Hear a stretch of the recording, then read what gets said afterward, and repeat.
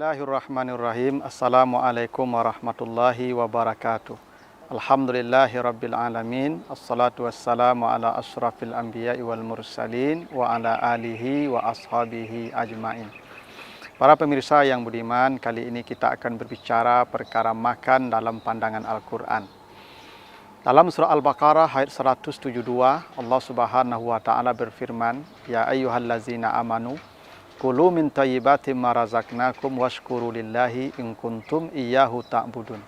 Hai orang-orang yang beriman, makanlah yang baik-baik yang telah kami berikan rezeki kepadamu dan bersyukurlah kamu kepada Allah jika kamu hanya beribadah kepadanya.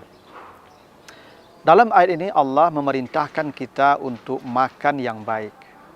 Ketika Allah memerintahkan kita makan yang baik, Allah mengaitkan makan itu dengan 3 perkara. Pertama dengan iman, ya ayyuhallazina amanu. Yang kedua dengan syukur, washkurulillah. Dan yang ketiga dengan ibadah, in kuntum iyyahu ta'budun. Ternyata makan yang kita makan, baik jenisnya maupun kualitasnya, hingga caranya, ternyata akan mempengaruhi kepada keimanan kita, rasa syukur kita, dan ibadah kita kepada Allah.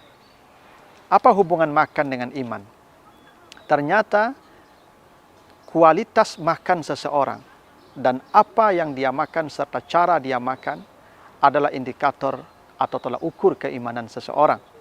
Karena itulah di surat Muhammad ayat 12 Allah Subhanahu wa taala menjelaskan beda orang beriman dan orang kafir dengan perkara makan.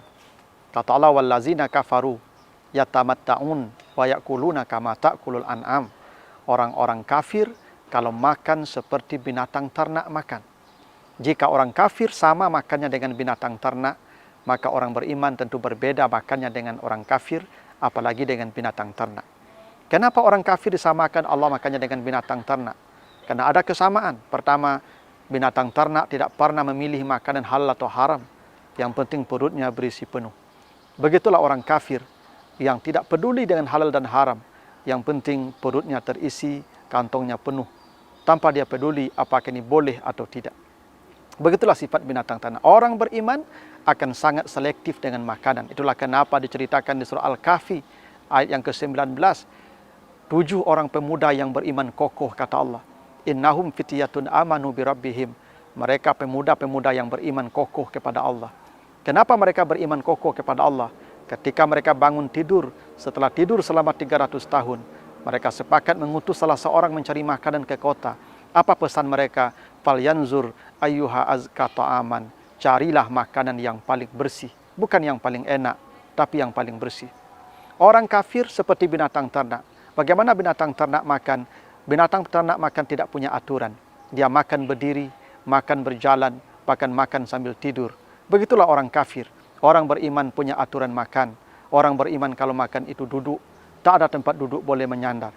Karena itu orang kafir tak punya aturan makan. Orang beriman, makan adalah bagian dari ibadah. Karena dia punya adab, punya aturan. Nah, itulah bedanya orang kafir dengan orang beriman. Karena orang kafir menjadikan makan sebagai tujuan hidup. Karena itu dia makan tanpa batas. Orang beriman makan ada batasnya. Sepertiga untuk makanan, perutnya diisi. Sepertiga untuk air, dan sepertiga lagi untuk udara. Yang kedua, makan dengan rasa syukur. Bagaimana bersyukur dengan makanan? Pertama, jangan mubazir. Bulan Ramadan ini banyak orang yang mubazir.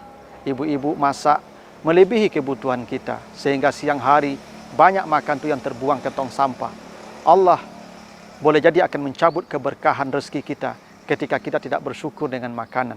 Anak-anak kita juga diajar, jangan membuang-buang makanan. Ambillah seperlunya, bertambah tak apa-apa, tapi jangan membuang makanan. Dan yang kedua, bersyukur dengan makanan. Jangan pernah mencela makanan. Jangan katakan makanan itu tidak enak. Enak atau tidaknya bukan perkara makanan itu, tetapi kena perut kita memang kenyang. Kalau perut kenyang, semua tidak ada yang enak. Tapi bila perutnya lapar, semua akan terasa enak. Nabi mencontohkan, bila beliau suka dengan makanan itu, beliau makan. Bila tidak suka, maka beliau tinggalkan saja. Tapi jangan pernah mengomentari makanan. Dan yang ketiga, in kuntum iyyahu ta'budun. Makan ada kaitannya dengan ibadah. Semakin berkualitas makan seseorang, maka semakin berkualitas pula ibadahnya. Dan makan itu adalah ibadah. Karena itu ada aturannya. Cuci tangan, pakai tangan kanan, makannya duduk, menyebut nama Allah. Karena semua ibadah. Dan apa yang kita makan itu juga akan mempengaruhi kualitas ibadah kita. Jangan kita berharap kalau makannya haram, konsumsinya haram, lalu ibadahnya akan berkualitas. Makanan yang haram akan menjadi energi haram. Dan energi haram hanya digunakan untuk perbuatan haram. Makanan yang baik akan menjadi energi yang positif. Dan energi yang positif hanya akan digunakan untuk kebaikan-kebaikan.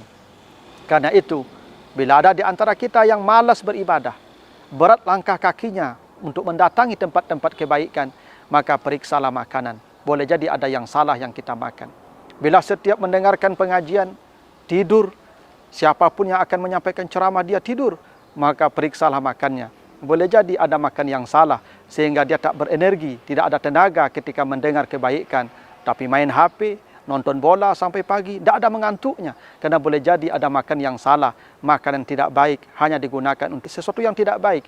Makan yang baik akan menjadi energi yang baik, dan akan digunakan untuk kebaikan pula. Karena itu seleksilah dengan makanan. Contoh Maryam.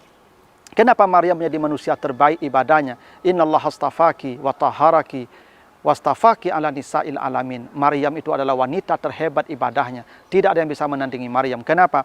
Di Ali Imran ayat 35 Allah menjelaskan, ketika Nabi Zakaria masuk ke kamar Maryam, wajada indaha rizkan, menemukan banyak makanan. Setiap kali makanan datang, Zakaria tidak membolehkan Maryam menyentuhnya kecuali dia bertanya, anna laki haza, bagaimana makan ini bisa datang? Maryam menjawab, huwa min indillah, makan ini langsung dari Allah. Ketika makan sudah pasti dari Allah dan benar-benar bersih clear, maka baru Maryam diperbolehkan memakannya. Mudah-mudahan dengan Ramadan ini kita dilatih untuk seleksi dengan makanan, dan ini juga menjadi kebiasaan baik kita setelah Ramadan, sehingga ibadah kita, hidup kita menjadi berkualitas karena kita memakan sesuatu yang berkualitas pula. Demikian, semoga ada manfaatnya. Wassalamualaikum warahmatullahi wabarakatuh.